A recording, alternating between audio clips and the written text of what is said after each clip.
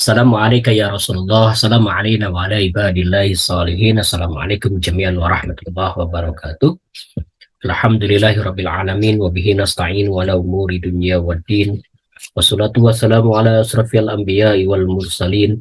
Wa sallallahu ala sayyidina Muhammadin wa alihi tahirin wa ashabil mutajabin. Saya akan membacakan kembali seperti biasa membaca buku Mizanul Hikmah karya Muhammad Emre Sahri. Nah, kita masuk kepada halaman terkait dengan bab adab makan. Insya Allah ini. Rasulullah Shallallahu Alaihi Wasallam man akala wadu ainaini yang zuru ilaihi walam yuwasihi ibtuli bida'in la dawa ahad.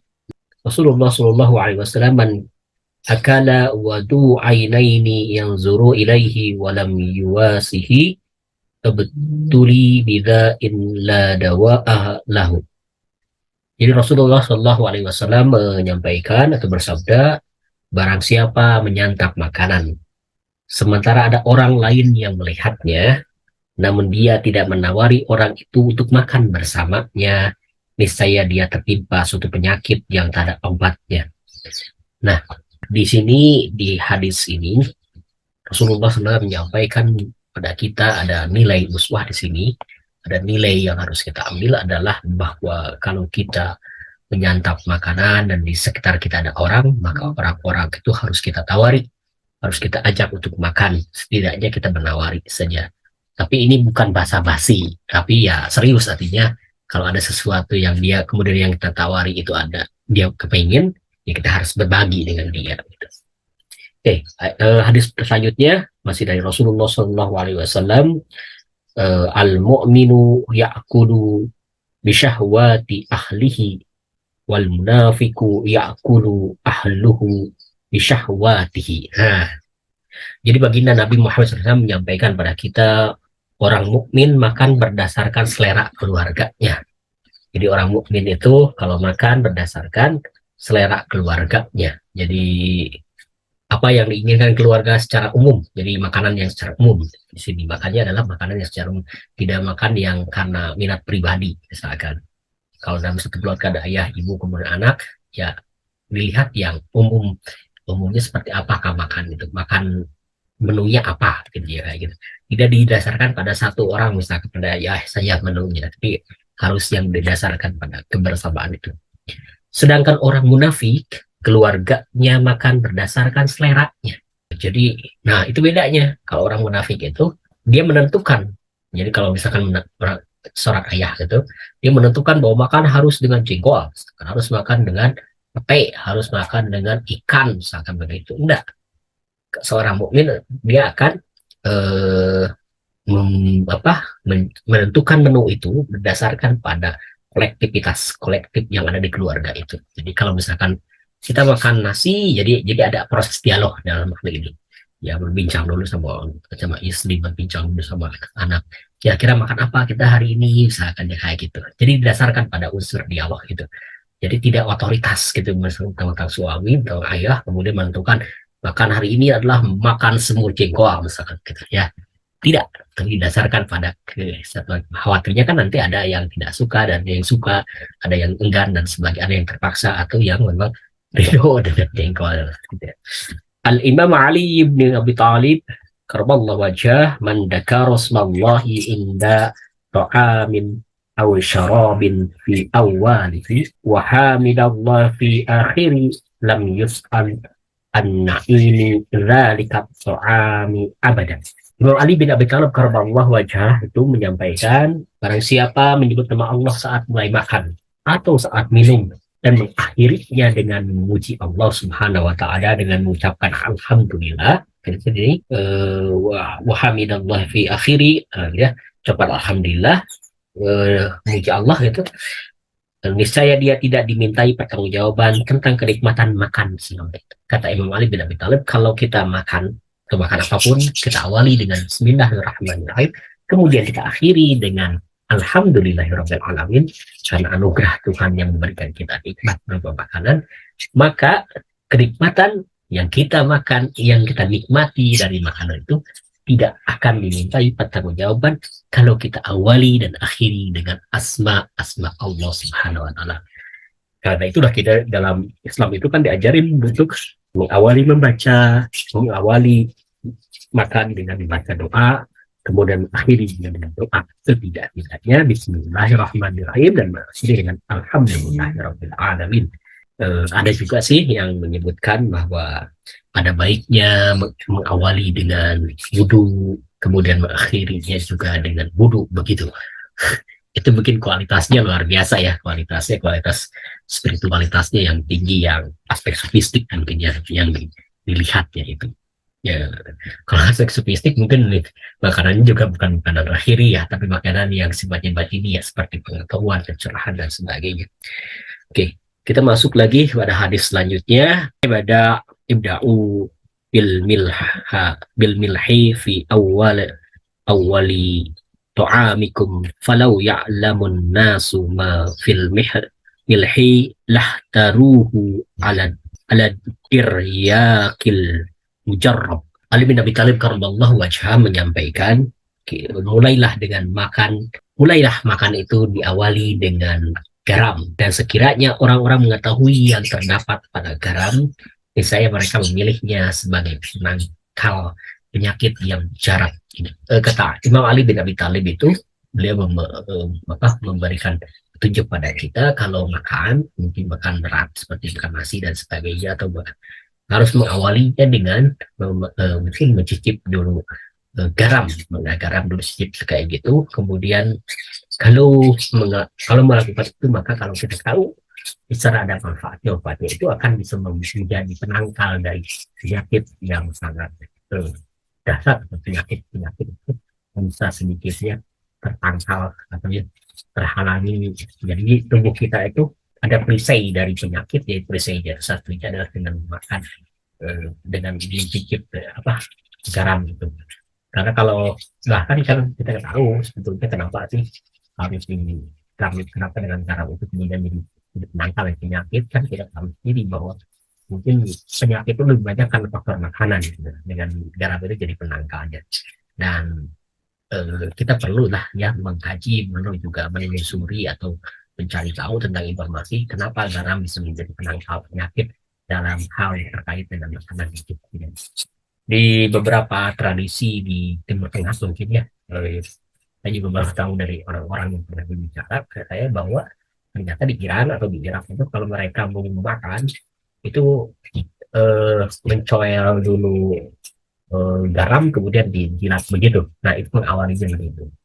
Dan di Tatar Sunda khususnya di kampung-kampung di Cianjur dan di Garut itu kalau makan biasanya begitu dulu gitu. Nah, tapi sekarang saya tidak tahu ya, maka ini tradisi itu dilakukan atau tidak. Bahkan saya sendiri tidak melakukannya, dan harusnya kalau kita membaca di sini harus diterapkan. Ya mudah-mudahan bisa dilaksanakan sebaik-baiknya. Masih dari Imam Ali bin Abi Thalib karramallahu wajhah, akirru laharro hatta yabarada fa inna Rasulullah kurriba ilaihi ta'amun harrun faqala akirruhu hatta yabrada ma kana Allahu liyut'imana an-nar wal barakatu fil barid. Nah, jadi Imam Ali bin Abi Thalib karramallahu wajhah itu menyampaikan pada kita di dalam hadisnya itu, dinginkanlah makanan yang panas sehingga ia menjadi dingin. Jadi makanan itu harus didinginkan. Sebab kalau makanan yang panas itu dihidangkan di hadapan Rasulullah SAW, jadi mungkin pada masa itu pada masa Rasulullah SAW, beliau bersabda, dinginkanlah sehingga ia menjadi dingin. Sesungguhnya Allah Azza wa Jalla tidak akan memberi makan kita api, dan keberkahan itu terdapat di dalam makanan yang dingin. Nah, dari sini kita juga mendapatkan informasi bahwa kata Imam Ali bin Abi Thalib, kita harus mendinginkan makanan. Jadi jangan mengkonsumsi makanan yang sedang panas-panasnya. Gitu ya. Jadi memang ini anjuran kita adalah tidak memanaskan makanan, kemudian yang sudah panas itu kita makan. Kalau kategori yang menghangatkan itu mungkin dalam kategori biar agak enak memakannya gitu ya. Nah gitu, kalau suasana dingin dan sebagainya. Tapi di sini perintahnya adalah mendinginkan. konteks lain itu mungkin ya. Nah, Rasulullah SAW itu juga menyuruh kepada umat manusia pada dalam ini dalam hadis yang sampai dua kali untuk mendinginkan makanan yang disajikan kepadanya karena kalau sesungguhnya Allah Azza wa Jalla tidak akan memberi makan api, jadi tidak mungkin Allah Ta'ala memberi makan api pada kita. Kita itu harusnya mengkonsumsi makanan yang dingin. Yang dingin artinya bukan yang dari es begitu, tapi yang tidak panas dan sebagainya gitu. Karena di dalam sana itu, dalam makanan yang dingin itu terdapat keberkahan gitu, kata ini kata baginda Nabi Muhammad. Dalam hadis lain lagi kita mengetahui bahwa berkah itu pada ujung dari makanan itu. Misalkan ya, dulu kalau misalkan di pesantren atau di beberapa majelis-majelis yang ada kajian-kajian keilmuan biasanya atau yang terkait dengan tasawuf tasawufistik itu, kalau makan itu menunggu habis gitu. Jadi yang nggak bisa itu kemudian diambil gitu. Dan saya juga baru dapat cerita juga ternyata para pelayan di sana di Irak itu yang melayani orang-orang yang berziarah ke makam Imam Hussein cucu Rasulullah SAW itu, sisa makanan yang bekas para peziarah itu dikumpulkan dan dimakan gitu. Karena di sana itu ada berkah kayak gitu. Nah itu percaya, mereka percaya tentang berkah. Dan di sini yang dimaksud dengan berkah, ada keberkahan itu terdapat pada makanan yang dingin. Kalau ini hadisnya dari baginda Ali bin Abi Thalib yang berdasarkan pada Rasulullah SAW. Ini ada hadis lagi yang ini agak panjang nih hadisnya. Ini dari Imam Hasan al-Mujtaba. Di dalam hidangan terdapat 12 perkara yang wajib diketahui oleh setiap muslim. Ada 12 perkara yang harus diketahui oleh umat Islam. Ini kata Imam Hasan al-Mujtaba, 4 kewajiban, 4 perbuatan sunnah, dan 4 adab. Nah, 4 yang wajib, 4 sunnah, dan 4 adab. Adab kita tahu adalah tentang etika. Adapun 4 kewajiban, 1 makrifat, 2 ridho, 3 membaca bismillah, dan 4 syukur. Jadi kalau ada hidangan itu kita harus memiliki makrifat. Makrifat di sini mungkin yang terkait dengan ketuhanan, bahwa ini berasal dari Allah Subhanahu wa taala. Ridho artinya kita harus menerima bahwa ini rezeki Allah Subhanahu wa taala kalau ada hidangan pada kita, jadi kita tidak boleh menolak gitu ya. Yang ketiganya, sebelum konsumsi itu kita harusnya melakukan membaca asma Allah, yaitu bismillahirrahmanirrahim, kemudian bersyukur alhamdulillah alamin setelah makan itu. Nah ini kategori yang 4 kewajiban yang harus dilakukan kalau ada di hadapan kita ada hidangan makanan. Yang selanjutnya bahwa 4 perbuatan sunnah. Nah ini perbuatan sunnah yang harus dilakukan orang Islam ketika menghadap makanan itu. 1, berwudu sebelum makan. Ya, oke, berwudu dulu kita sebelum makan itu, duduk pada sisi yang kiri. Jadi duduknya dari tempat yang sebelah kiri. Tapi kalau pada lingkaran yang tempat yang makan yang melingkar, mungkin bisa setiap pas ada yang duduk yang pertama kita masuk yang kedua sebelah kiri terus berputar begitu. Kalau sholat kan dari kanan ke kiri. Kalau ini dari kiri dulu ke kanan gitu. Begitu juga kalau kita misalkan, atau mungkin persoalan mengambilnya di sini ya, berwudu sebelum makan, duduk pada sisi yang kiri, makan dengan 3 jari. Ya, ini bisakah dengan 3 jari begini? Ngambil bisa tidak? Gitu ya. Artinya, kalau saya memahami 3 jari di sini bukan 3 jari dalam arti lahiriah, tapi maknanya adalah tidak rewok, tidak rakus. Wah, mengambil banyak itu. Jadi artinya yang sedikit aja, pakai sendok juga sedikit, ngambil yang sesuai dengan porsi. Artinya porsi bukan porsi yang banyak ya, maksudnya ngambilnya ya secukupnya. Terus kalau ada orang lain kan nanti kita mempertimbangkan bagaimana, apakah orang lain juga harus dapat, masa kita diambil semua kita ya begitu ya. Ada tenggang rasa lah, ada empati gitu. Dan mencilat jari-jari. Nah jadi artinya jangan sampai ngeremeh atau tertinggal makanan di tangan kita, jadi harus bersih begitu ya. Ini yang kemudian yang 4 adab yang terkait dengan makanan itu, kalau menghadapi makanan itu, makan yang dekat kok. Jadi yang terdekat, misalkan yang terdekat pada kita sambal, ya sambal dulu yang diambil gitu ya. Kemudian mengecilkan suapan, jadi makannya harus sedikit gitu, jangan besar itu ya. Kemudian membaguskan kunyahan, jadi kunyahannya itu harus mengunyahnya jangan terlalu cepat, ya lambat. Dan medis itu biasanya katanya secara medis itu mengunyah itu harus seperti tasbihnya kan 33 katanya ketika mengunyah pun segitu jumlahnya berarti. ya mungkin baring sambil ngunyah sambil zikir dalam hati, silakan gitu ya.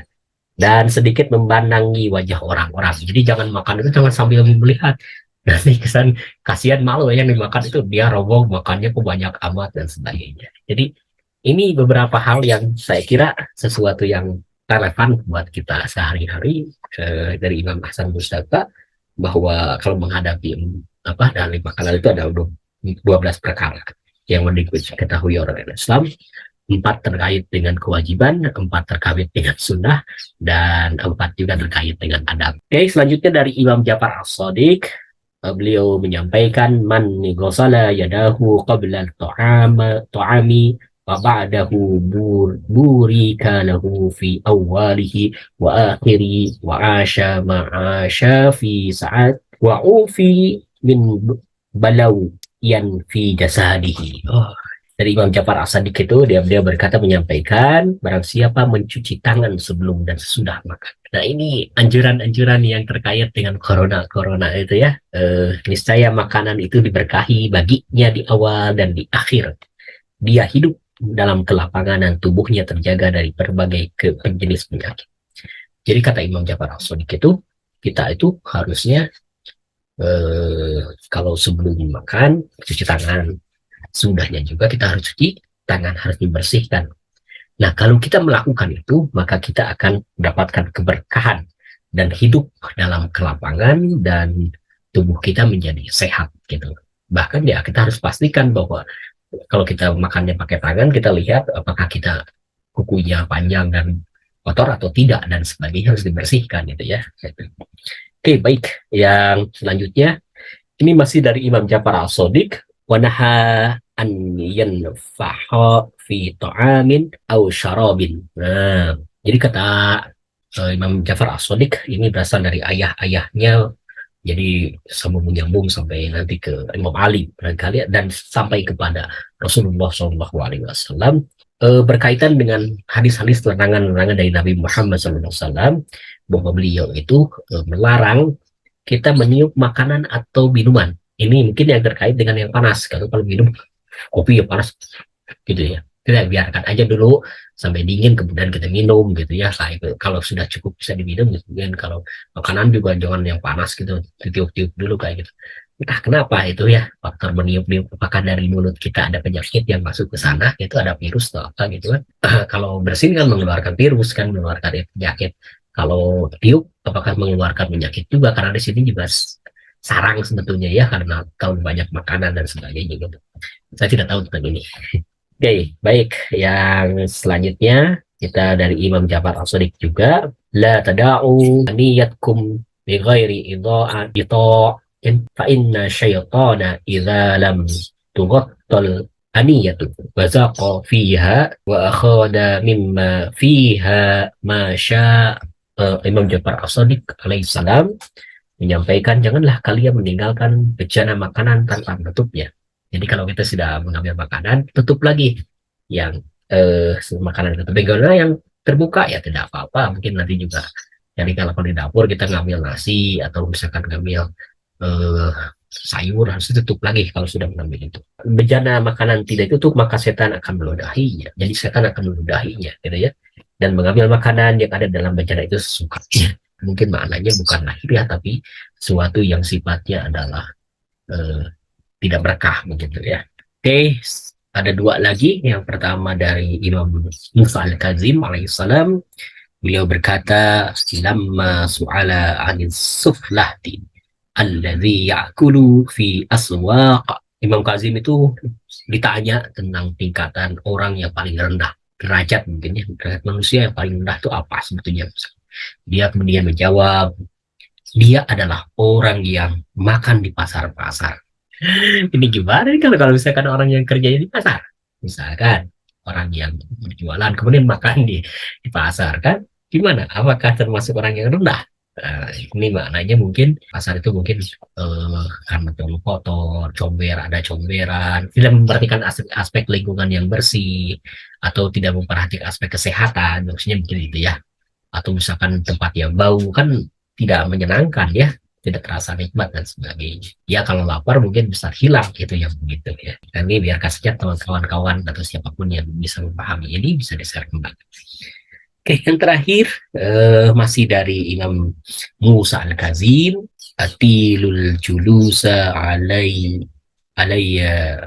Oke, dari Imam Musa Al-Kazim, yang beliau menyampaikan bahwa berlama-lamalah duduk di hadapan hidangan makan, karena sesungguhnya ia adalah waktu-waktu yang tidak dihisab di umur kalian.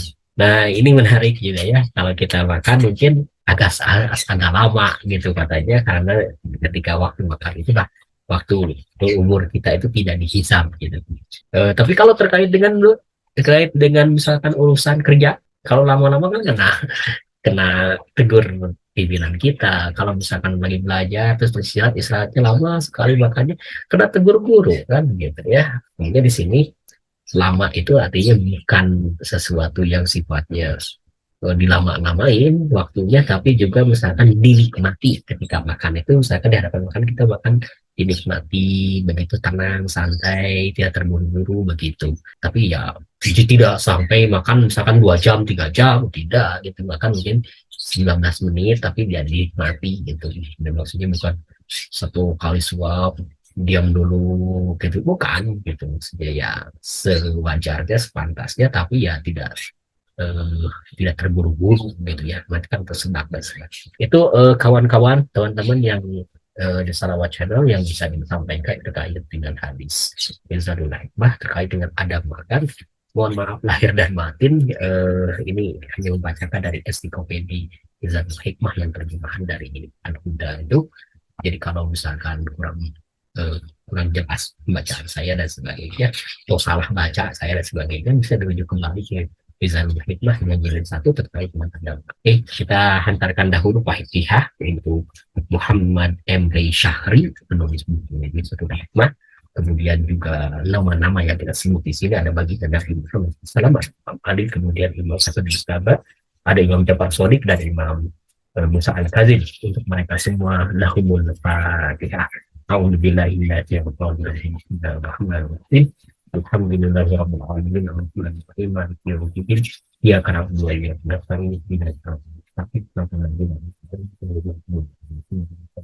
Allahumma shalli ala sayyidina Muhammad wa ala ali Muhammad. Qul qawli hadza wa astaghfirullah li wa lakum wa ma taufiqi illa billah.